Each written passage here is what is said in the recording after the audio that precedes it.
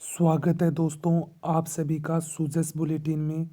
तो दोस्तों आज हम 29 नवंबर की सूजस पढ़ेंगे और मैं आपसे बार बार कह रहा हूँ इस क्लास के अंदर वही पॉइंट कराए जाते हैं जिनके प्रश्न परीक्षा में छपने की पूरी संभावना रहती है। तो आप इस क्लास को अंत तक ज़रूर देखें और ज़्यादा से ज़्यादा अपने मित्रों के साथ शेयर करें जिससे हमें भी मोटिवेशन मिलेगा। तो दोस्तों हम ज़्यादा कुछ मांग नहीं रहे हैं, एक लाइक और एक सब्सक्राइब ही मांग रहे हैं। तो दोस्तों आज की क्लास स्टार्ट करते हैं हमारे पहले पॉइंट के साथ और इम्पोर्टेंट पॉइंट है 56 भोग 2022। ये क्या है? ये एक फूड फेस्टिवल है। तो सबसे पहले इसका आयोजन कौन से विभाग के तहत किया जा रहा है? इम्पोर्टेंट है, उद्योग विभाग के द्वारा 56 भोग फूड फेस्टिवल का आयोजन किया जा रहा है। तो कौन सा विभाग है? उद्योग विभाग। और इसका आयोजन कहाँ पे किया जा रहा है? राजस्थान हाट या जल महल जयपुर में इसका आयोजन किया जा रहा है।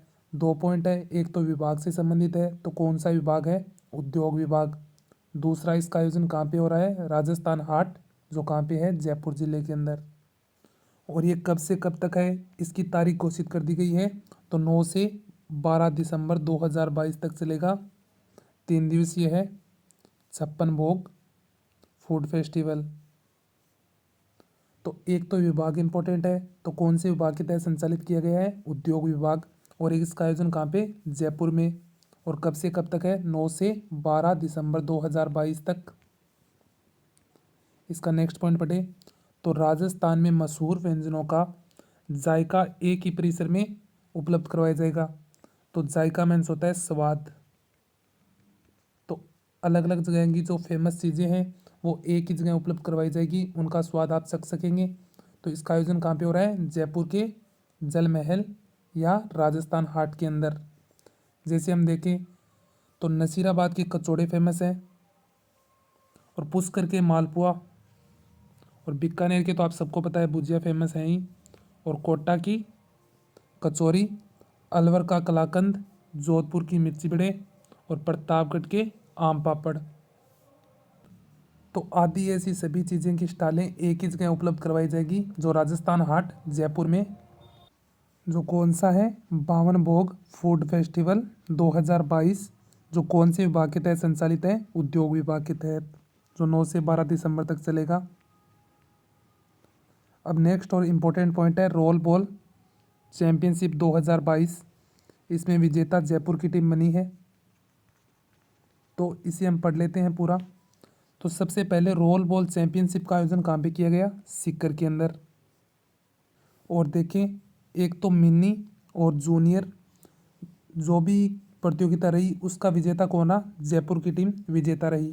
तो मिनी जूनियर ना देके आपको अंडर 11 और अंडर 14 भी दिए जा सकते हैं। तो अंडर 11 और अंडर 40 की विजेता कौन है? जयपुर की टीम। तो इसमें कुल कितनी प्रतियोगिता? 4 प्रतियोगिता हुई थी। उस चारों के अंदर जयपुर की टीम ने स्वर्ण पदक जीता था।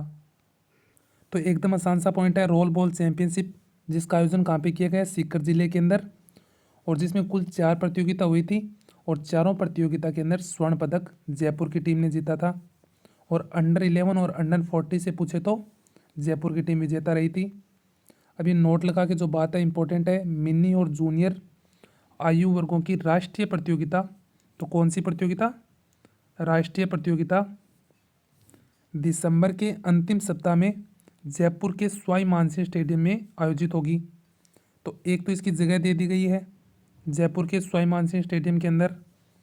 और ये प्रतियोगिता कौन सी है? राष्ट्रीय प्रतियोगिता है जो मिनी और जूनियर आयु वर्गों के लिए है। और इसकी एग्जैक्ट डेट नहीं दी गई है, सिर्फ दिसंबर के अंतिम सप्ताह में इसका आयोजन किया जाएगा।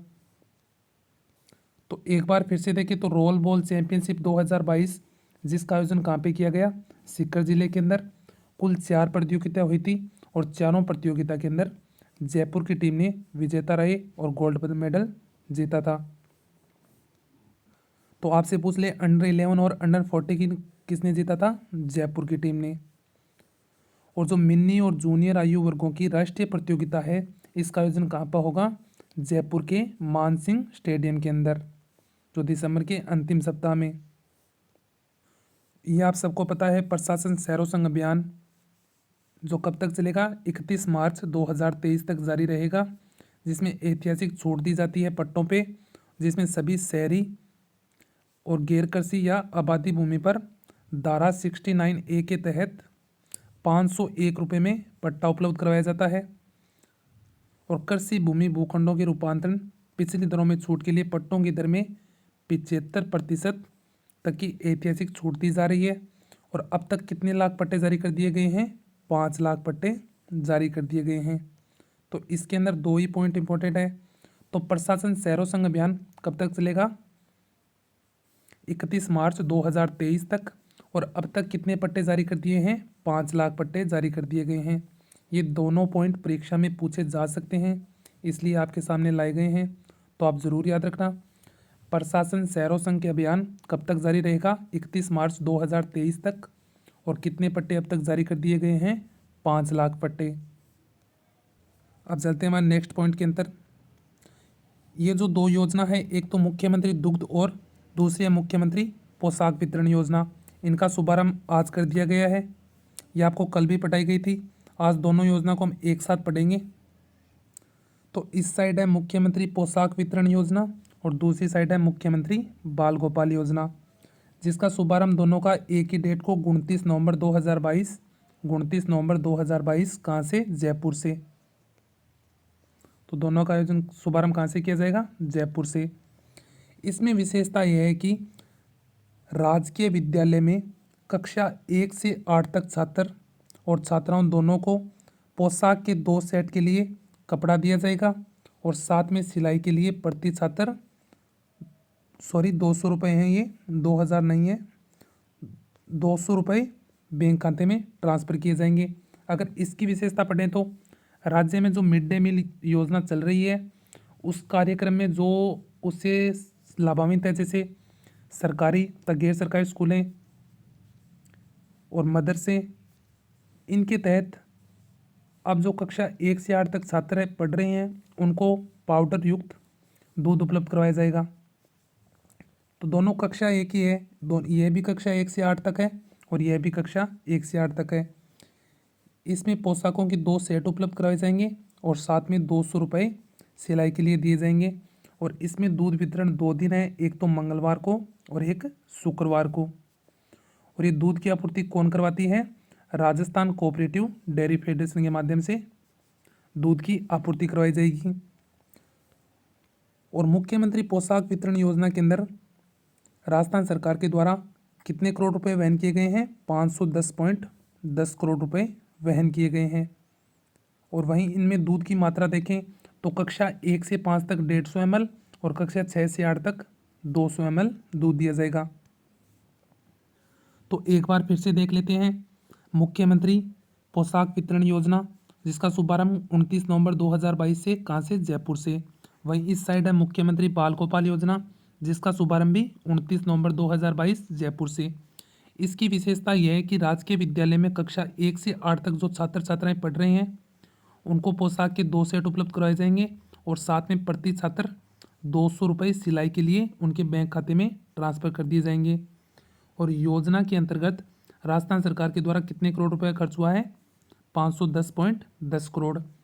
वहीं बाल गोपाल योजना के अंतर्गत देखें विशेषता के अंदर कि राज्य में मिड डे मील कार्यक्रम से वर्तमान में लाभान्वित राजकीय प्राथमिक और उच्च प्राथमिक विद्यालय और मदरसों आदि में जो अध्ययनरत छात्र हैं, जिसमें कक्षा 1 से 8 तक है, दोनों में ही कक्षा 1 से 8 तक है, उनको पाउडर मिल्क तैयार दूध उपलब्ध करवाया जाएगा।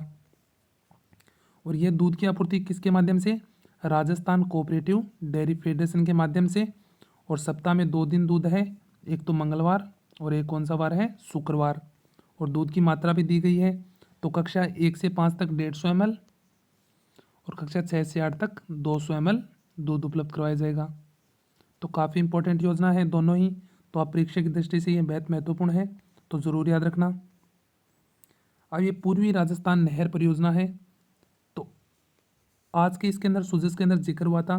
तो सबसे पहले हम जान लेते हैं कि पूर्वी राजस्थान नहर परियोजना क्या है। तो सबसे पहला पॉइंट पढ़ते हैं, ERCP, जिसे ईस्टर्न राजस्थान केनाल प्रोजेक्ट कहते हैं। इसका मुख्य उद्देश्य है कि दक्षिण राजस्थान में बहने वाली चंबल नदी और उसकी सहायक नदियाँ जैसे कुन्नू, पार्वती और काली सिंध। तो कौन कौन सी सहायक नदी है चंबल की? कुन्नू, पार्वती और काली सिंध। इनमें वर्षा ऋतु के दौरान उपलब्ध अधिशेष जल का उपयोग राज्य के उन दक्षिण पूर्वी जिलों में करना है जहां पीने के पानी और सिंचाई हेतु जल का अभाव है। तो कहने का मतलब यह है कि ERCP, जिसे ईस्टर्न राजस्थान केनाल प्रोजेक्ट कहते हैं, इसका मुख्य उद्देश्य है कि चंबल और उसकी सहायक नदी जैसे कुन्नू, पार्वती और काली सिंध, इनमें वर्षा ऋतु के दौरान जल की मात्रा बढ़ जाती है और उस जल का उपयोग उन दक्षिण पूर्वी जिलों के अंदर करना है जिसमें पीने तक का पानी उपलब्ध नहीं है। और ERCP को वर्ष 2051 तक पूरा किए जाने की योजना है और इसे राज्य राष्ट्रीय योजना करने की मांग भी कर रहा है। और इसमें राजस्थान के 13 जिलों में पीने का पानी और 26 विभिन्न बड़ी एवं माध्यम परियोजनाओं के माध्यम से 2.8 लाख हेक्टेयर भूमि सिंचाई हेतु जल उपलब्ध कराने का प्रस्ताव है। तो भूमि की देख सकते हैं आप कितनी बड़ी भूमि है, 2 लाख हेक्टेयर भूमि को सिंचाई की मात्रा उपलब्ध करवाई जाएगी। और राजस्थान के तो दक्षिण पूर्वी 13 जिले हैं, इनमें पीने का पानी उपलब्ध करवाया जाएगा और 26 विभिन्न बड़ी एवं माध्यम परियोजना का संचालन हो सकेगा अगर ERCP पूर्ण होती है। तो अगर हम 13 जिले देखें तो झालावाड़, बारां, कोटा, बूंदी, सवाईमाधोपुर, अजमेर, टोंक, जयपुर, करौली, अलवर, भरतपुर, दौसा और धौलपुर। तो आप देख सकते हैं ये राजस्थान का मैप अगर लेके चलें तो एक तो ये 4 जिले हड़ौती वाले आ गए जिसमें कोटा, बारां, बूंदी और झालावाड़ आ गया। और इस साइड वाले पूर्व वाले ज़िले आ गए जिसमें अलवर, भरतपुर, धौलपुर, सवाईमाधोपुर और एक अजमेर आ गया, टोंक आ गया और जयपुर आ गया। तो इन 13 जिलों में पीने का पानी उपलब्ध हो सकेगा ERCP के माध्यम से। तो एक बार फिर से देखें तो ERCP का मुख्य उद्देश्य जानते हैं आप सब लोग कि चंबल और उसकी सहायक नदियों के कारण वर्षा ऋतु के दौरान जो पानी की मात्रा बढ़ जाती है उस पानी का उपयोग दक्षिण पूर्वी जिलों के अंदर करना है। और यह योजना कब तक पूर्ण होगी? 2051 तक। और उन 13 जिलों के अगर हम नाम देखें तो कोटा, बूंदी, बारां और झालावाड़, और पूर्व वाले अलवर, भरतपुर, धौलपुर, करौली और सवाईमाधोपुर, और बीच वाले अजमेर, टोंक और जयपुर जिले हैं। अब ये चर्चा में क्यों है? क्योंकि मुख्यमंत्री अशोक गहलोत ने ERCP निगम के तहत 8 कार्यालय गठित होंगे। तो इन 8 कार्यालय को हम एक साथ देखते हैं।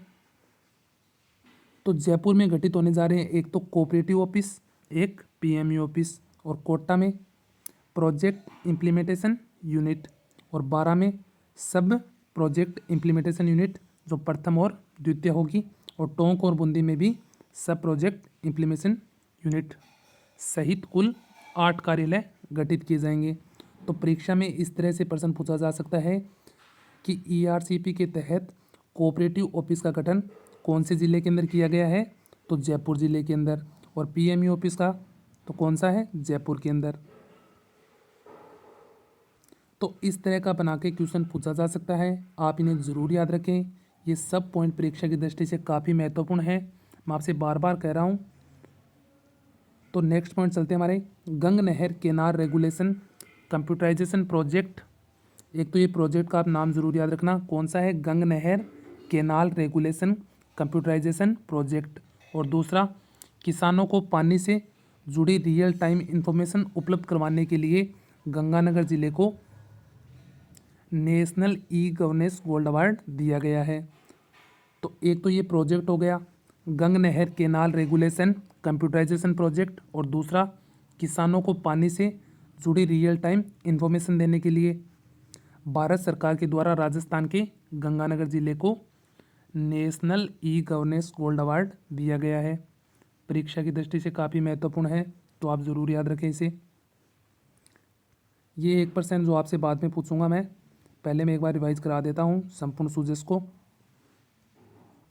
तो सबसे पहला और इम्पोर्टेंट पॉइंट था 56 भोग फूड फेस्टिवल का आयोजन कहाँ पे हो रहा है? जयपुर में। जो कहाँ पे? राजस्थान हाट में। और कौन से विभाग के तहत इसका आयोजन हो रहा है? उद्योग विभाग। और कब से कब तक है? 9 से 12 दिसंबर। तो इसमें क्या होगा कि सब जगह की जो फेमस चीज़ें हैं उनका स्वाद एक जगह ही उपलब्ध करवाया जाएगा। तो कुल कितने भोग होंगे? 56 भोग। और रोल बॉल चैंपियनशिप 2022 का खिताब किसने जीता है? जयपुर की टीम ने चारों से चारों प्रतियोगिता के अंदर गोल्ड मेडल जीता है। और इसका आयोजन कहाँ पे हुआ था? सीकर के अंदर। और राष्ट्रीय प्रतियोगिता का आयोजन कहाँ पे होगा? जयपुर के सवाई मानसिंह स्टेडियम के अंदर। इसके अंदर दो ही पॉइंट थे, एक तो प्रशासन शहरों संघ अभियान कब तक जारी रहेगा? 31 मार्च 2023 तक। और दूसरा, अब तक कितने पट्टे जारी कर दिए गए हैं? 5 लाख पट्टे जारी कर दिए गए हैं। ये दोनों पॉइंट आप जरूर याद रखना। ये दो इंपॉर्टेंट योजना थी, परीक्षा के अंदर 100% प्रश्न पूछने जाएगा। तो एक तो मुख्यमंत्री पोशाक वितरण योजना और मुख्यमंत्री बाल गोपाल योजना। दोनों योजना का शुभारंभ एक ही दिन को है, 29 नवंबर 2022। 29 नवंबर 2022। पोशाक में तो कक्षा 1 से 8 तक छात्रों को 2 सेट दिए जाएंगे और साथ में 200 रुपये सिलाई के लिए दिए जाएंगे। और कुल खर्च पूछे तो 510.10 करोड़ होगा राजस्थान सरकार के द्वारा। और इस साइड बाल गोपाल योजना में कक्षा 1 से 8 तक छात्रों को दूध उपलब्ध कराया जाएगा। और दूध की आपूर्ति किसके माध्यम से? राजस्थान कोऑपरेटिव डेयरी फेडरेशन के माध्यम से। और सप्ताह में 2 दिन है, एक तो मंगलवार एक शुक्रवार। और दूध की मात्रा पूछे तो 1 से 5 तक है 150 ml और 6 से 8 तक है 200 ml।